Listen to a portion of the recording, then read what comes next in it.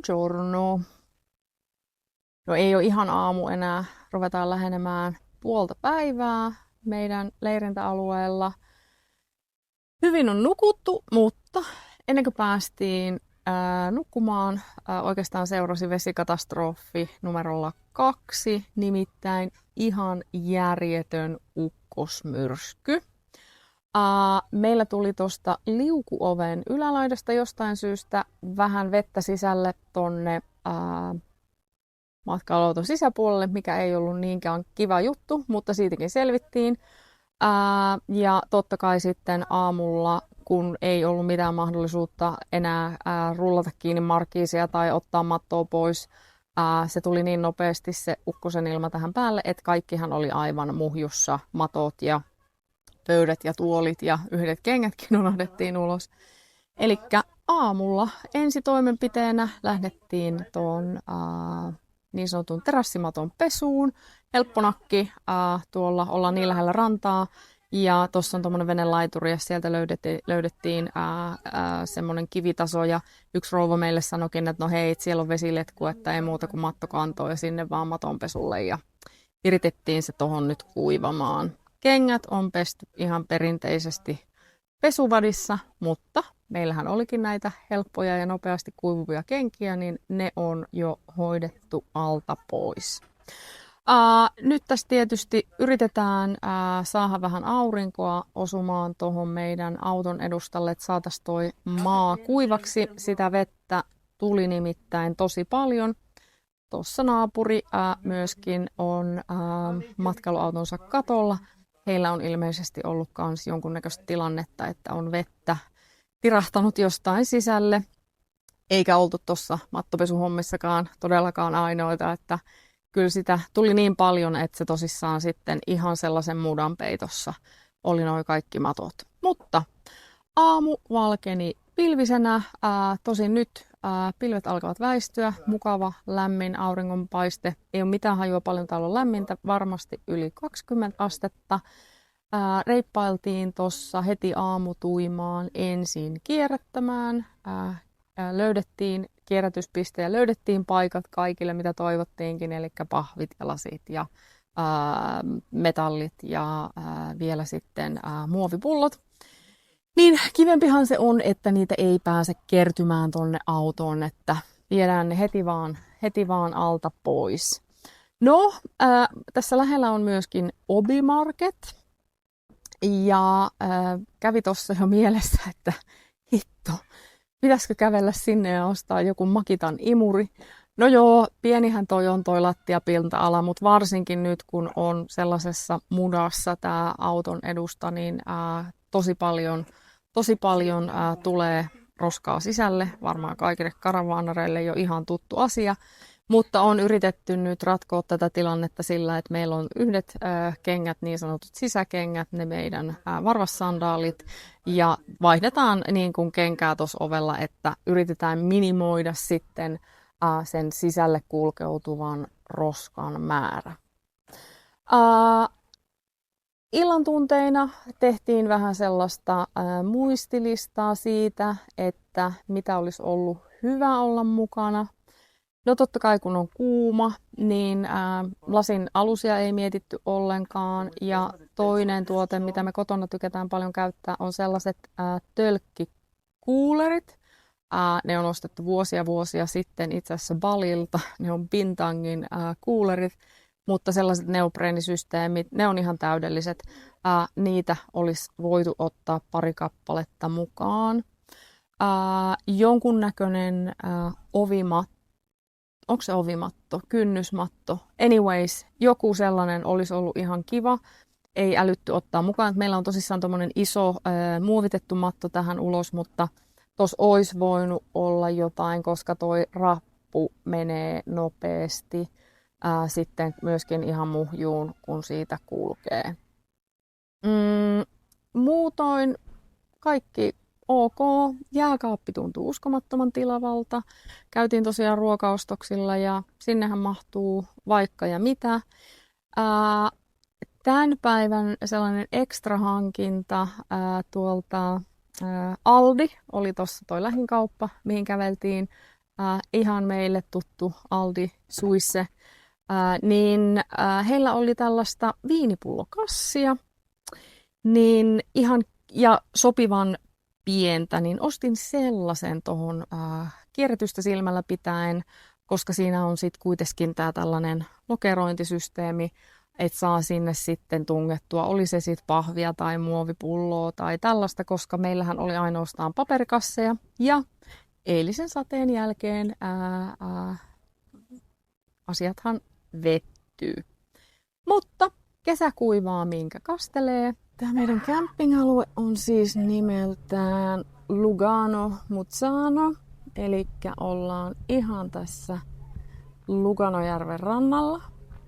Meillä olisi tosiaan ollut näköala tähän ihanalle järvelle, kunnes sitten meidän ja järven väliin tuli yksi auto, mutta ei se ole mikään maailmanloppu, sillä tähän rantaan on vaan muutama askel matkaa ja kivan näköistä täällä on.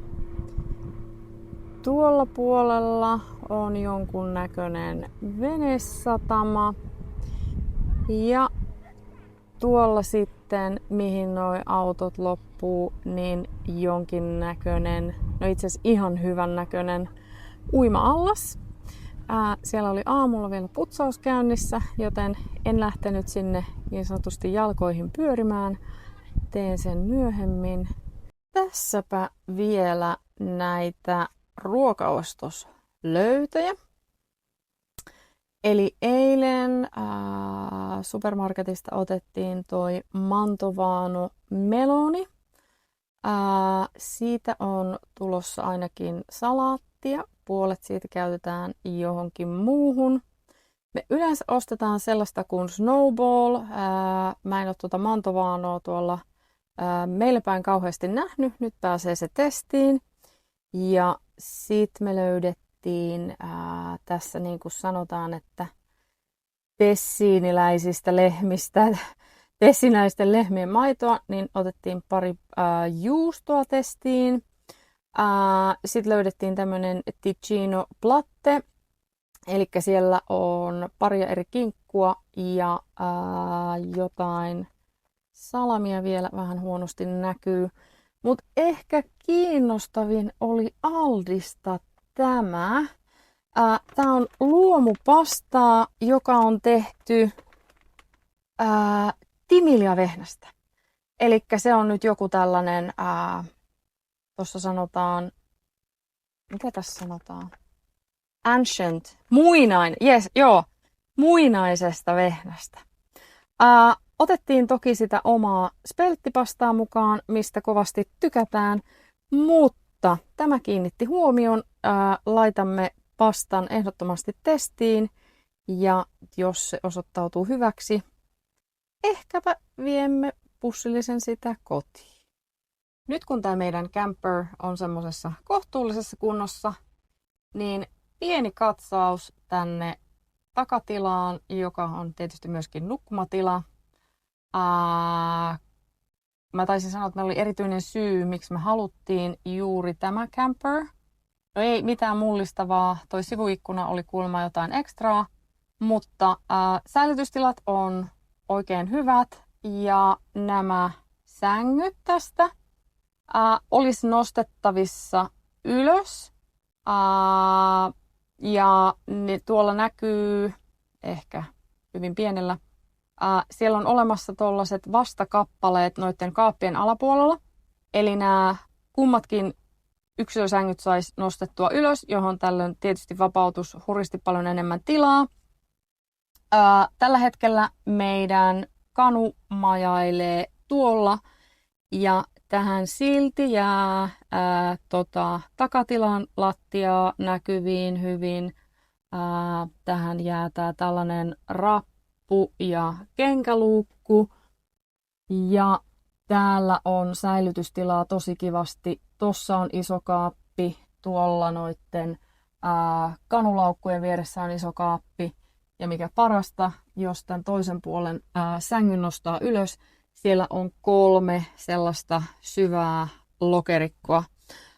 Ymmärtääkseni toi lattia, missä näkyy toi muovipäällyste, on se, jota pystyisi siirtelemään, eli nuo kanulaukkujen vieressä olevat boksit, niitä on 2 kappaletta, ne on erillisiä, eli niitä pystyisi ottaan pois, olla laittamat ollenkaan tai laittain vaan yhden, myöskin toi lattia, voisit itse päättää, tuleeko se siihen vai eikö se tule.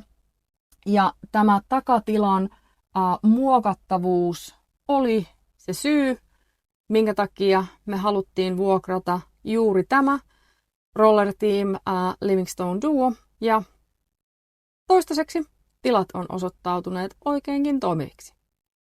Tämä karavaanarielämä on omalla tavallaan terapeuttista.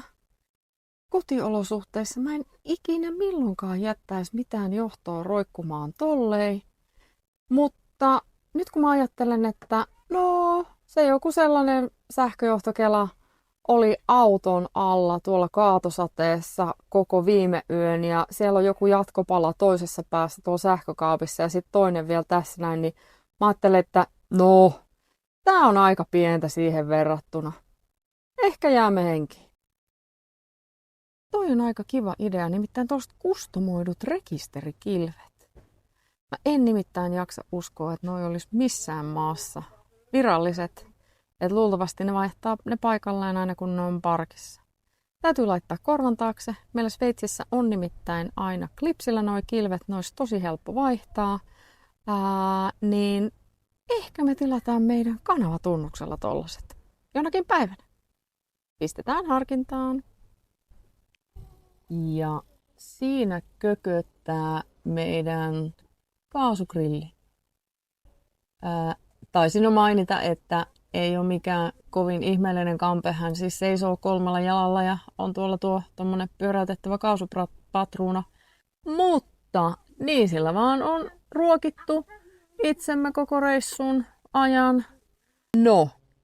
Ongelmahan on tietysti se, että toi grilli on matalahko. Ja mitään kakkospöytää, mihin sen voisi näppärästi laittaa, ei ole olemassakaan. Mutta kyllä me tämän reissun verran sillä selvitään. On täällä vaan koko ajan kaikenlaista hommaa. Lounas tuli kätevästi tuossa pienessä kaasugrillissä. Ja sitä seuraava toimenpidehän on tiskaus. Eihän niitä viitti sit jättää niitä pannuja ja lautasia ja systeemejä tonne pieneen retkipakuun yhtään kauemmaksi aikaa, kun on pakko. Nyt kuuluu varmaankin lentokoneen ääni.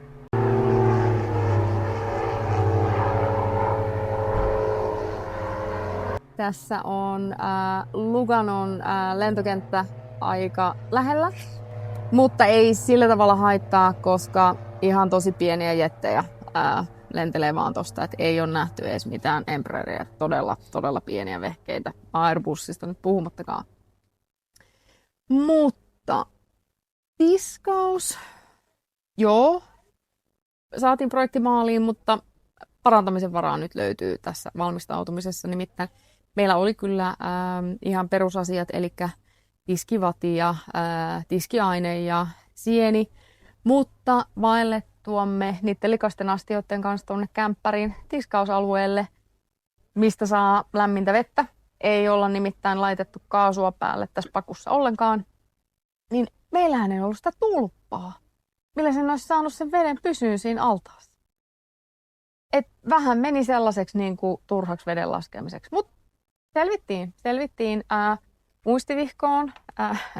Hän on tässä vieressäni koko ajan. Tulee lisää asioita, joita voimme tulevaisuudessa tehdä paremmin. Toinen asia, mikä niin sanotusti meni vihkoon, on tällaisten, onkohan teepyyhe oikea sana vai onko se englannista, tämmöinen niin kuin tea towel. Kuitenkin se, mitä keittiössä käytetään, ei niin kuin käsipyyhe, vaan se sellainen keittiöpyyhe. Niin niitä meillä on aivan liian vähän siihen nähden, että käsin tiskataan. Siis toki on se kuivausalusta, kyllä, Mutta jos se tulee ihan täyteen, niin noilla pyyhkeillä olisi tosi näppärä sitten sujauttaa vaan ja ihan käsipelissä kuivata ja jättäisi tuohon sitten vaan niin kuin isommat. Mutta vastauksena ongelmaan oli Aldi. Aldista löysin tämmöisiä keittiöpyyhkeitä, jonkun tämmöisen 3-päkin. No eihän ne nyt kuivaa mitään, kun ei ne ole pesty. Mutta koska pesukoneet löytyy, niin ehkäpä lähden seuraavaksi retkelle tuonne selvittämään, että kuinka ne toimivat, niin saadaan tämäkin asia päiväjärjestykseen. Nyt kun me ollaan täällä kanssa karavaanereiden joukossa, ihan oikeasti tuntuu, että ollaan osa tätä yhteisöä.